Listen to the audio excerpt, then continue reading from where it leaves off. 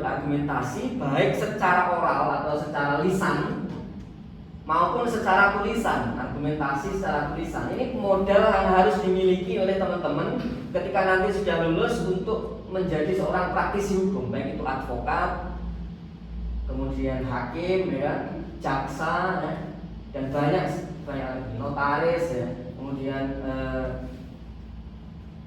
ya banyak mediator dan seterusnya. Bahkan di setiap perusahaan pemerintah dan perusahaan negara BUMN juga itu legal-legal yang memang difungsikan untuk itu. Maka teman-teman sekali lagi jangan malu ya, karena kita berlatih untuk tidak malu gitu. Malunya harus dihilangkan untuk kita bisa berargumentasi ya. Ini nanti teman-teman akan merasakan manfaatnya ketika sudah lulus, ketika sudah terjun sebagai profesi hukum. Baik, kembali ke materi. Jadi prinsip yang pertama itu equality atau kesetaraan. Ini dimaksudkan bahwa prinsip hak asasi manusia mengajarkan terkait tentang kesetaraan, yaitu menekankan penghargaan terhadap martabat dan seluruh insan manusia sebagaimana dinyatakan secara khusus dalam pasal 1 Declaration Human Rights ya. Semua insan manusia itu dilahirkan bebas, setara dan dalam martabat dan hak-haknya. Artinya setiap individu manusia itu equal, sama. Dia yang beragama apapun ya, kemudian dia yang berkulit apapun ya, dia yang dari suku apapun, dari ras apapun, dari kaya maupun miskin, itu harus diperlakukan sama, equal, setara, dalam rangka untuk menjamin martabat atau dignity. Martabat seseorang itu ketika hak asasi manusia dihilangkan, maka martabatnya sebagai manusia itu akan jatuh. Tidak ada bedanya dengan makhluk hewan, tumbuhan. Sehingga itu memang yang membedakan manusia dengan makhluk lain. Dia itu punya dignity, punya martabat. Jadi nggak boleh direndahkan. Apapun alasannya, baik itu alasan ras, alasan suku, alasan golongan, alasan agama.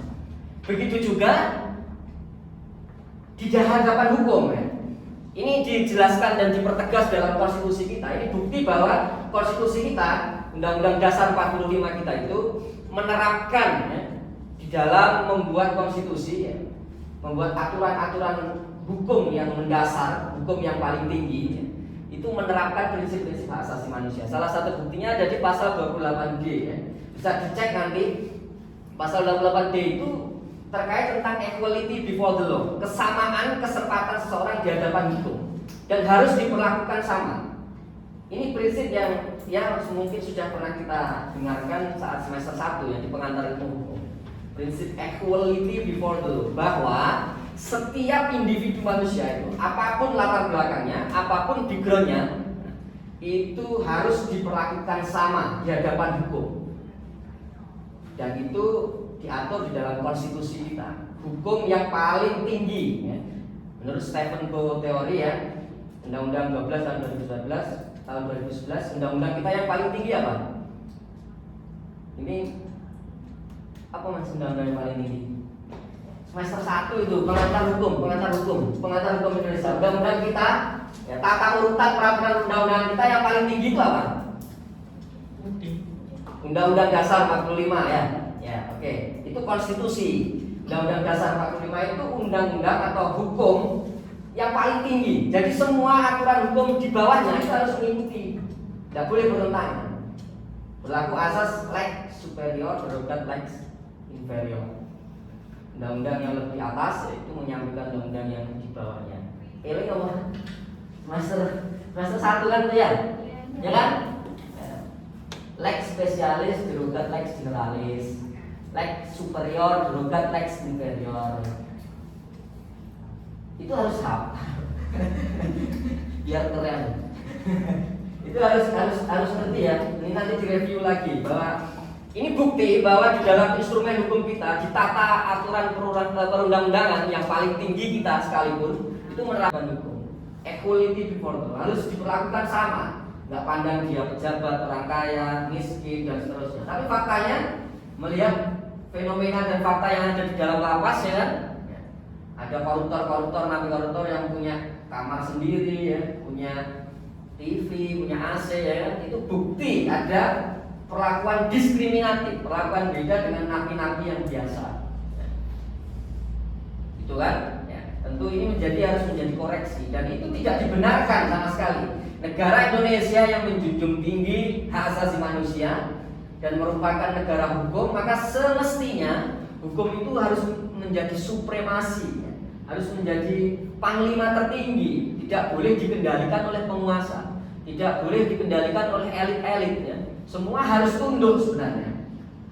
Sebagai negara hukum, ya. Indonesia ini kan negara hukum, ya, disebutkan di pasal 1, ya kan? Undang-Undang Dasar 45 di konstitusi kita bahwa negara kita adalah negara hukum. Itu semestinya semua harus tunduk di hadapan hukum. Tidak boleh ada orang yang mencoba mengendalikan hukum. Tidak boleh. Semua harus tunduk. Hukum harus menjadi supremasi dalam sebuah negara, yaitu Indonesia.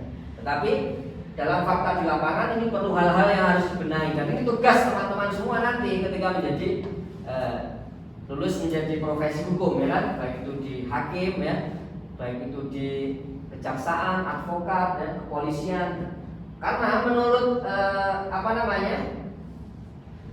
Stephen Friedberg, ya, jadi efektivitas dari penegakan hukum itu ditentukan oleh 3 hal.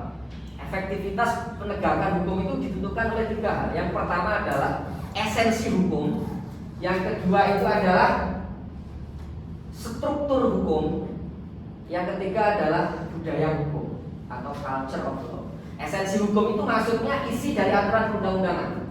Itu mempengaruhi dari penegakan hukum. Tapi kalau kita lihat isi peraturan perundang-undangan sudah bagus, kan? Sudah diatur, kan, dalam konstitusi, ya, jaminan kedudukan kesamaan di hadapan hukum. Itu yang pertama sudah oke, substansi hukumnya. Yang kedua, struktur hukum. Ini oke nggak di lapangan? Struktur hukum itu siapa? Mereka para alat penegak hukum. Ada penyidik, ya, ada penyelidik, ya, ada penuntut umum, ya, jaksa, polisi, hakim, ya kan? Itu struktur hukum. Bagaimana para penegak hukum ini berjalan, punya integritas atau tidak, sesuai aturan atau tidak, atau masih bisa disuap, ya kan? Apakah masih bisa berlaku tidak adil, ya? Bisa diintervensi oleh penguasa atau tidak? Nah, ini pertanyaannya akan mempengaruhi proses penegakan hukum, struktur hukum. Kalau struktur hukumnya kuat, punya integritas tinggi, nggak mau disuap, ya kan? Tidak mau diintervensi oleh siapapun, dia selalu berbicara atas nama hukum dan keadilan, maka tentu penegakan hukum ini akan berjalan dengan baik. Tetapi kita dilihat faktanya di lapangan, ya kan? Masih banyak oknum-oknum, ya, dari penegak hukum yang bisa diintervensi, bisa dibeli, ya, bisa dipengaruhi, ya kan? Kemarin yang baru ditangkap penyidiknya KPK, ya kan?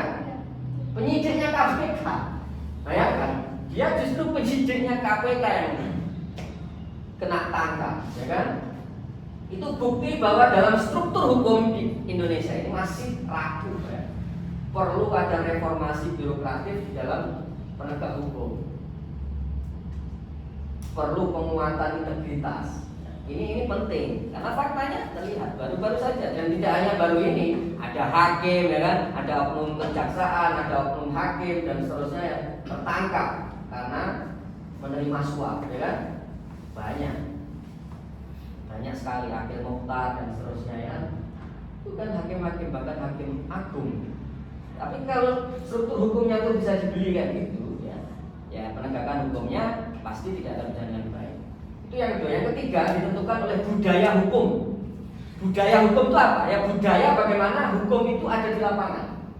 Contoh, bagaimana ketika budaya suap, budaya untuk mempengaruhi, budaya orang dalam, ya kan, itu masih ada, itu nggak akan berjalan dengan baik. Karena budaya kita, ya, bukan kita sebut sebagai ini budaya yang seringkali terjadi, ya. Ketika ada persoalan, itu kecenderungannya itu akan mendekati penegak hukum, aparat hukum. Kalau kita punya persoalan, misalnya persoalan hukum, itu inisiatif kecenderungan budaya kita mau menemui aparat penegak hukum, mau ngejak petong biar diselesaikan di luar pengadilan, ya kan? Itu masih menjadi budaya nyangoni, ya kan? Budaya ngasih hadiah. Contoh sederhana, sampai ke tilang polisi, sampai di sekretariat, pasti insting kalian tidak mau untuk sidang. Insting kalian pasti itu budaya yang terbentuk. Alah, itu sekretari beres, ya kan? Itu masih menjadi budaya kita ini. Dari hal terkecil. Contohnya lah ngurus hal-hal yang administratif, buat SIM atau buat apapun lah, ya kan? Itu kita nggak mau sulit kadang-kadang. Itu masih membudaya. Lewat beli SIM, ya kan? Yang harusnya 150.000, 750.000. Itu budaya, namanya budaya hukum. Itu akan mempengaruhi, ya. Itu menurut Gustav Redford akan mempengaruhi penegakan hukum. Ya kan, fakta kan? Fakta. Sampai mau pajak mobil atau mutasi mobil, ya kan? Mending lewat penerapan equality before the law. Persamaan di hadapan hukum itu tidak berjalan dengan baik. Meskipun aturannya sudah ada, jaminannya sudah ada. Ya. Sampai di sini ada pertanyaan? Clear ya? Ada pertanyaan enggak? Belum ya? Serius belum. Ya. Sebenarnya lebih enak menjelaskan itu kalau tatap muka ya. Iya. Kalau daring itu ya memang ya butuh penyesuaian.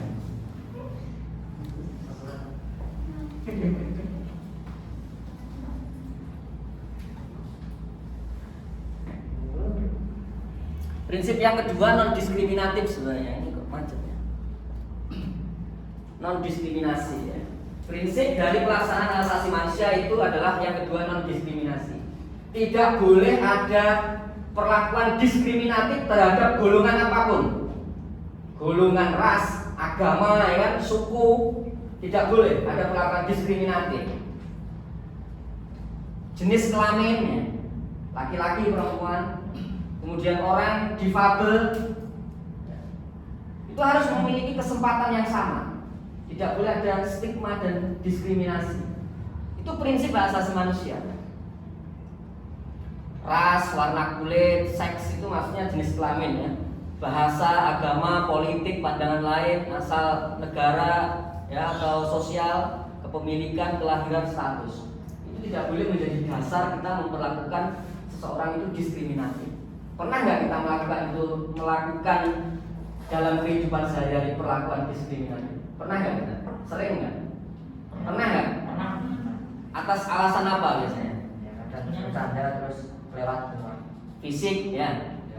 Ya kan? Body shaming itu perlakuan yang diskriminatif dan melanggar prinsip hak asasi manusia. Body shaming, irung pesek, terus lemu, ya kan? Itu kan fisik, main fisik, ya kan?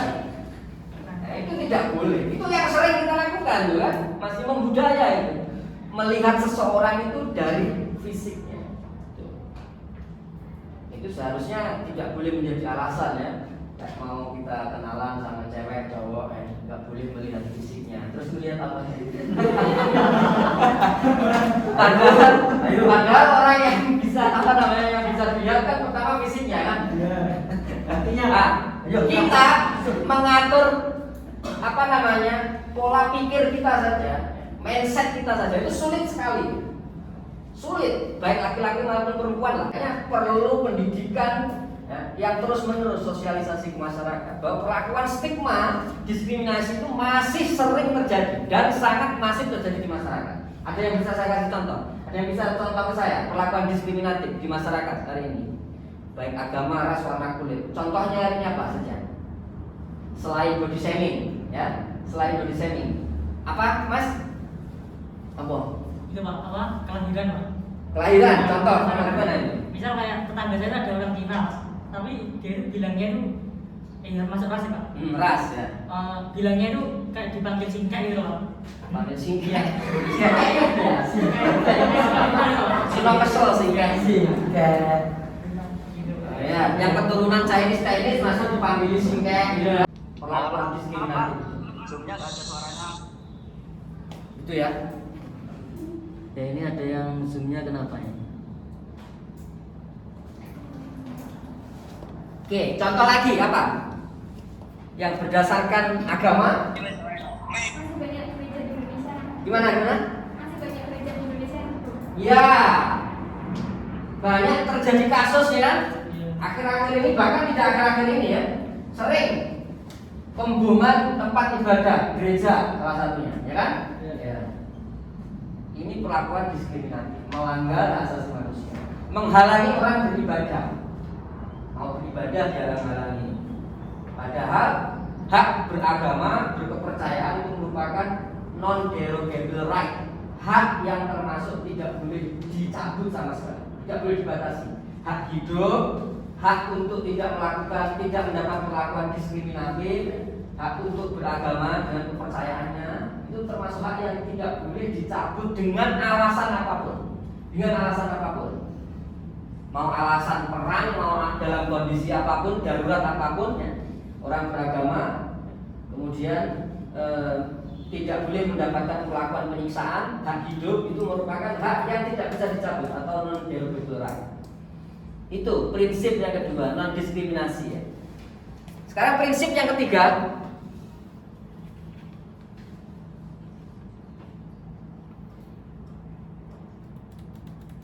tanggung jawab negara, ya.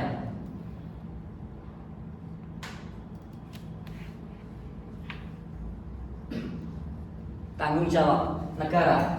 Prinsip yang ketiga adalah prinsip tanggung jawab negara. Di dalam pelaksanaan hak asasi manusia, jaminan hak asasi manusia itu merupakan tanggung jawab negara untuk menjamin hak asasi manusia setiap individu warga negaranya. Jadi negara wajib bertanggung jawab. Fungsinya negara itu memang dibentuk untuk memberikan perlindungan setiap individu. Karena negara itu kan terbentuk dari kontrak sosial, ya kan? Menurut teorinya J. Rousseau, dalam rangka untuk menggabungkan kepentingan-kepentingan individu agar ada orang, lembaga, organisasi yang, ya, menjamin perlindungan setiap individu. Itulah negara didirikan. Fungsinya itu untuk menjamin hak asasi manusia. Hak asasi setiap warga negaranya. Hak apa saja, ya? Hak politik, ya kan? Hak sipil, ya kan? Hak sosial, hak budaya. Dan itu semua di dalam konstitusi negara kita diatur di pasal 28 itu secara komplit dan rigid, ya. Perlindungan apa saja? Perlindungan mendapatkan pekerjaan, kesehatan, ya kan? Kehidupan yang layak, mendapatkan pendidikan, untuk melangsungkan keturunan, ya. Kepercayaan agama, ya. Kesamaan di hadapan hukum, perlindungan sosial, ya. Dan seterusnya. Banyak sekali. Tanggung jawab negara ini diatur di konstitusi kita pasal 28I ayat 4, bahwa negara itu bertanggung jawab, ya, bertanggung jawab atas pelaksanaan dan perlindungan hak asasi manusia. Itulah kenapa alasan bahwa pelanggaran hak asasi manusia masa lalu yang pernah terjadi di Indonesia kan banyak, ya, yang masuk dalam kategori pelanggaran HAM berat, termasuk kasus Talang Sari, ya, di Lampung itu tahun 89, kan, belum lahir. Kemudian kasusnya Marsina, ya. Kemudian kasusnya G30 SPKI tahun 65. Kemudian kasusnya Trisakti, ya. Kemudian pada saat reformasi tahun 98 itu kan banyak pelanggaran berat.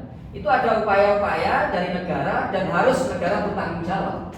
Harus bertanggung jawab atas peristiwa kejahatan hak asasi manusia. Tanggung jawabnya apa? Tanggung jawab secara hukum, ya. Harus mencari siapa aktor dan dalangnya, ya, untuk dihukum, ya, di proses hukum. Dan juga ada proses tanggung jawab negara untuk melaksanakan rekonsiliasi terhadap korban, keluarga korban. Maka dulu itu sebenarnya sudah ada Komisi Kebenaran dan Rekonsiliasi di Indonesia, tapi mau sempat dilaksanakan karena undang-undangnya ada beberapa hal isi kontennya bertentangan, dibatalkan oleh MK. Dan sekarang di pemerintahan sekarang mau menginisiasi untuk direvisi kembali undang-undang, dihidupkan kembali dengan adanya lembaga Komisi Kebenaran dan Rekonsiliasi. Ini fungsinya untuk apa? Untuk mencari fakta kebenaran pelanggaran HAM berat masa lalu. Siapa aktornya, siapa pelakunya. Kalau sudah ketemu korbannya siapa saja, posisinya sekarang lagi di mana, kondisinya seperti apa, nah, negara wajib bertanggung jawab untuk mengislahkan, mendamaikan dan memberikan kompensasi, ya, baik berupa uang dan seterusnya, materi dan seterusnya terhadap keluarga korban, ya, agar traumatik sejarah itu menjadi hilang. Traumatik G30 SPKI, ya, agar tidak terus menjadi luka sejarah. Itu fungsinya KKN. Kalau itu tidak disembuhkan sampai kapanpun, itu akan menjadi luka sejarah para korban-korbannya, baik itu di Talang Sari, ya, kemudian kasus di Kudatuli di Jakarta, ya, kasus Trisakti, kasus 98, kasus Munir ya. Nah, itu kan korbannya kan akan memiliki traumatik, dendam terhadap negara. Dendam terhadap negara. Karena itu perlu lembaga yang memiliki fungsi untuk melakukan rekonsiliasi dan perlindungan terhadap korban keluarga. Karena masa lalu kan, karena masa lalu itu kan yang melakukan pelanggaran meskipun bukan pemerintah hari ini, tetapi tetap negara wajib bertanggung jawab. Itu yang paling terpenting ya, bahwa hak asasi manusia itu menjadi tanggung jawab negara. Selain tanggung jawab negara ya tanggung jawab individu. Kita menghormati hak orang lain kan, satu sama lain ya. Kalau itu bukan barang milik saya ya saya tidak boleh mengambil. Kalau saya mau memiliki barang itu ya harus melalui proses yang dilegalkan, melalui sewa menyewa, melalui jual beli ya kan, harus sah. Tidak boleh mengambil begitu saja, merampas. Itu kan melanggar hak orang lain kan. Baik itu barang ataupun istri juga begitu ya. Tidak boleh semena-mena menjadi pelakor, itu kan melanggar hak ya. Pelakor itu kan kategori melanggar hak, mengambil barang bukan milik orang lain ya. Bukan haknya itu. Ya. Kecuali kalau sudah bisa, kalau sudah cerai, janda, boleh ya kan? Atau sudah ya kan? Kalau pelakor itu kan identik pada perempuan ya, pelakunya kan? Karena yang bisa menggoda itu perempuan, nah itu perlaku diskriminatif, itu stigmatis ya. Padahal laki-laki juga bisa menggoda. Ya. Sampai di sini ada pertanyaan, prinsip asasi manusia. Ya. Perkara tanggung jawab itu Pak. Kembali ke sejarah tahun 98 Pak. Itu kan kalau misalkan kita tinjau lagi, di satu sisi aparat itu kan menjalankan hukum tugas dari negara. Dan di satu sisi lagi mahasiswa ini kan bersifat demokrasi lah Pak, menyampaikan pendapat. Dan tetapi di dalam pelaksanaannya ini di mahasiswa ini banyak yang anarkis, provokator dan lain sebagainya. Dan tapi begitu ditindak oleh petugas, mereka mengatasnamakan HAM. Jadi di satu sisi petugas ini mengedepankan hukum dari atasannya, di satu sisi lagi ada HAM. Nah, pertanyaan saya, apakah yang mana yang harus didahulukan, hukum dulu atau HAM dulu? Terus kalau misalkan seperti itu, apakah negara itu tetap harus bertanggung jawab? Ya, oke, pertanyaan bagus ya. Ini pertanyaan bagus. Ini yang sering terjadi, bagus. Dibentur-benturkan antara hak asasi manusia dengan hukum dengan aparat, ya kan? Karena dia anarkis, ya kan? Ya. Seharusnya aparat kan ya harus menindak tegas kan begitu. Kalau ditindak tegas, ternyata itu pelanggaran HAM. Ya itu yang harus kita pahami, bahwa di dalam proses penindakan terhadap sesuatu hal yang melanggar hukum sekalipun, kalaupun toh dianggap mereka masyarakat sipil itu melanggar hukum, baik itu anarkis apapun, ya kan? Maka aparat penegak hukum tidak boleh semena-mena melaksanakan eksekusi sendiri di luar proses hukum. Karena hak hidup itu merupakan hak dengan alasan apapun tidak boleh dihilangkan, kecuali nanti ada proses hukumnya, ya kan? Melalui hukuman mati. Maka tidak boleh semena-mena kemudian aparat membunuh semua yang bertindak anarkis, ya kan? Ya itu memang tugas aparat, bagaimana mengkondisikan tidak anarkis. Dia dibayar, ditugasi oleh negara untuk melindungi rakyatnya itu. Kalau rakyatnya anarkis, ya bagaimana agar tidak anarkis? Tidak boleh dibunuh kan begitu? Ya, tidak boleh karena aparat tidak punya kewenangan maupun apapun dalam kondisi diskresi. Kalau diskresi itu kan mengancam nyawa, ya kan? Ya, mengancam nyawa itu pun juga ada tolak ukurnya. Bagaimana mengancam nyawa aparat kemudian dibunuh kan begitu? Itu pun juga terlampau jauh kan, aparat punya senjata seharusnya bisa dilumpuhkan tanpa harus dibunuh kan. Tapi kalau sudah membunuh, menghilangkan nyawa seseorang tanpa adanya proses peradilan, ya kan? Tanpa adanya proses peradilan, apapun itu alasannya. Karena semua pelanggaran hukum itu harus mengedepankan prinsip praduga tidak bersalah. Sebelum ada proses peradilan dan ditetapkan orang itu bersalah, itu dalam konteks pidana, ya. Jadi harus ada praduga tidak bersalah dulu, artinya harus ada proses peradilan, baru kemudian bisa dijatuhi hukuman. Apapun itu proses kesalahannya. Oleh karena itu proses kejadian tahun 98, kejadian Talang Sari yang dilakukan oleh aparat membunuh masyarakat sipil itu masuk kategori pelanggaran HAM berat. Masuk kategori HAM berat. Itu tugasnya untuk mengkondisikan masyarakat agar kondusif, ya kan? agar tidak anarkis, agar apa?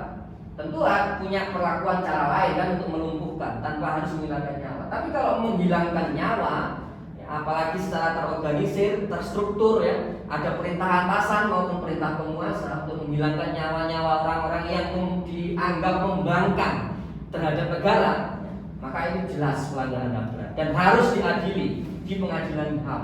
Dan itu proses hari ini sebenarnya masih proses berlanjut ya. Karena ya itulah kelemahan di peradilan HAM itu kan musuhnya kan penguasa ya. Musuhnya itu kan orang-orang hebat semua kan. Tidak semudah mengungkap maling kucing. Tidak semudah mengungkap pemerkosaan masyarakat biasa, pembunuhan masyarakat biasa ya kan. Kalau pembunuhan masyarakat sipil kan tidak perlu hitungan waktu lama, 1 minggu ketangkep orang ya kan. Tapi kalau sudah pembunuhan yang dilakukan atas perintah yang terstruktur masif ya, oleh penguasa melalui aparat ya itu sulit pokoknya. Tapi itu harus terus dikejar. Oleh karena itu, karena sulit, maka harus ada solusi lain selain proses judikasi, selain proses hukum, maka harus ada proses rekonsiliasi tadi. Keluarga korban harus mendapatkan kompensasi dari negara, harus mendapatkan perhatian dari negara biar hilang kebencian dan dendam masa lalu, baik itu masa PKI ya, masa 98, masa dan seterusnya, banyak sekali contoh-contoh. Itu alasannya kenapa masuk kategori pelanggaran HAM. Karena bagaimanapun aparat tidak boleh menghilangkan nyawa masyarakat sipil tanpa melalui proses peradilan terlebih dahulu. Kalau hukuman mati di Indonesia masih berlaku ya, tapi itu kan sudah melalui proses peradilan dan sudah ditetapkan dia akan dieksekusi hukuman mati. Tapi kalau semaunya sendiri di lapangan bawa senjata, sing demo nggo anarkis ya, merusak terus ditembak ya itu pelanggaran. Tidak bisa melampaui batas sebenarnya.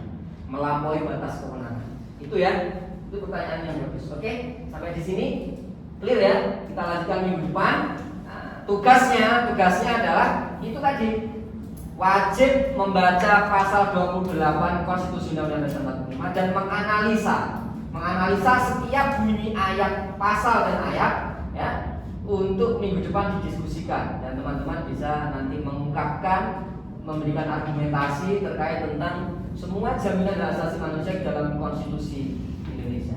Oke ya, saya pikir cukup untuk hari ini ya, yang luar biasa ini. Terima kasih.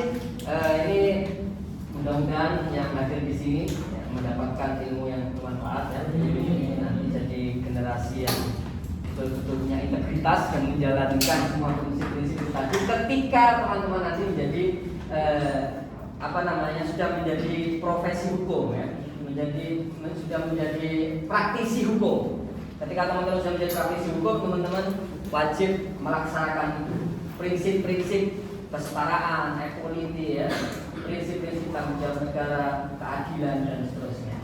Karena saya yakin teman-teman semua nanti akan jadi praktisi hukum semua ya kan. Ada yang jadi advokat, ada yang jadi hakim, ada yang jadi panitra, ada yang jadi jaksa, ada yang jadi notaris ya. Di sini ada jadi polisi. Siapa sih yang jadi jaksa dan polisi? Ya banyak kemarin kan yang proses kuliah daftar polisi keterima, akhirnya kuliah pending dulu. Nanti pindah kelas B ya. Ada yang punya cita-cita jadi polisi? Jadi jaksa,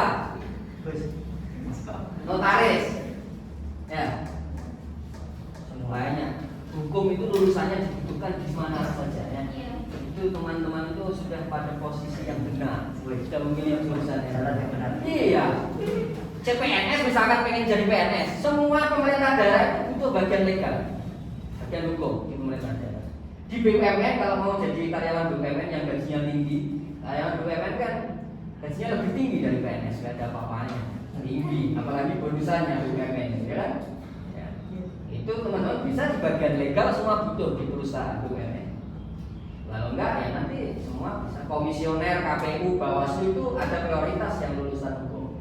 Bisa jadi advokat, jadi hakim ya, bisa jadi mediator ya, bisa jadi arbiter di peradilan, arbitrase dan seterusnya. Oke, semua sukses pada saatnya nanti. Itu saya ada kurang lebih, mohon maaf. Assalamualaikum warahmatullahi wabarakatuh. Jaga kesehatan ya, protokol kesehatan.